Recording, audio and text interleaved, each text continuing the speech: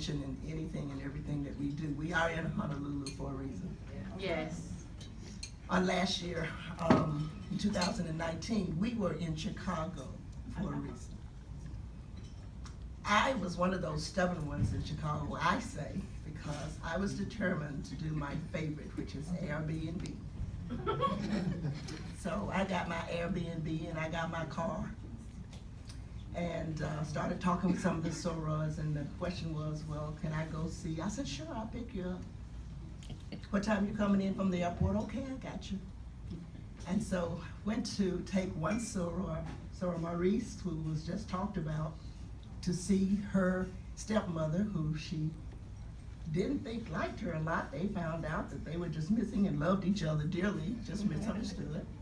She got to see a nephew who has since been killed.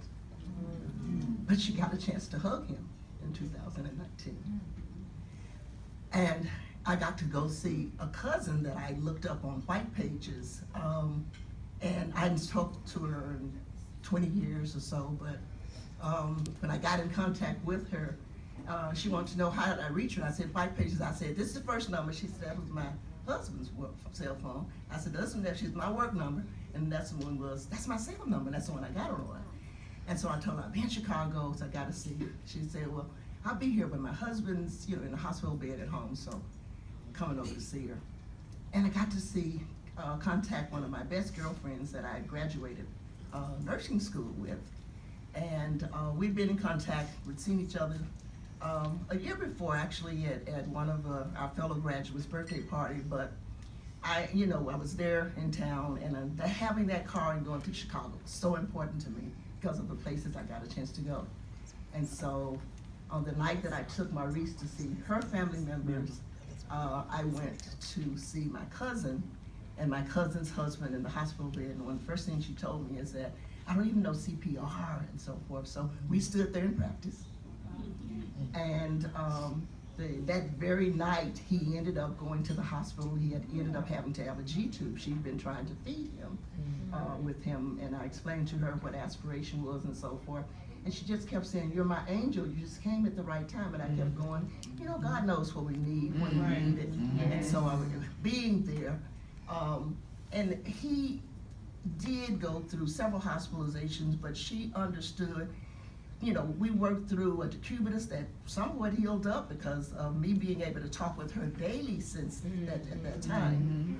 And although he did pass within the past 2 months since we were there, when she did the memorial program, she actually included myself and another nurse on the program as her angels because of the information that we were able to share with her and how we were able to guide her through.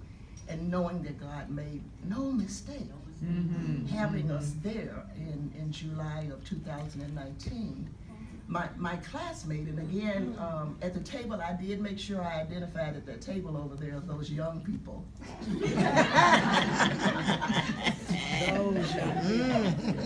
And since I graduated in 1968, I had the most years as a registered nurse. I just started walking. All those youngies over there. And one of my classmates, we were graduating from the City of Memphis Hospital School of Nursing. It was the last year of the Black nursing school in Memphis, opened for Black nurses. So Doris Williams graduated from the first class. She's in my chapter also. And I graduated from the last class. They closed the school. And the students, the juniors and the freshmen that were remaining went up to Homer G. Phillips. And I can think of the other one now. Anyway, but they set the center because we were the last graduating class. One of our graduates was Lucille, and Lucille was a tough one. But we went to her Catholic church and they went to my Baptist and so forth. And so Lucille was in Chicago. And when I got to see Lucille and saw her walking out very slowly from the hotel and all, we went to a restaurant that she had only last gone to with her deceased husband. She said she hadn't been back, but she thought this was a special enough occasion. Let's go back to there, where my husband had been. And last week, they found her on the floor after 2 or 3 days. And within 2 days, she was gone.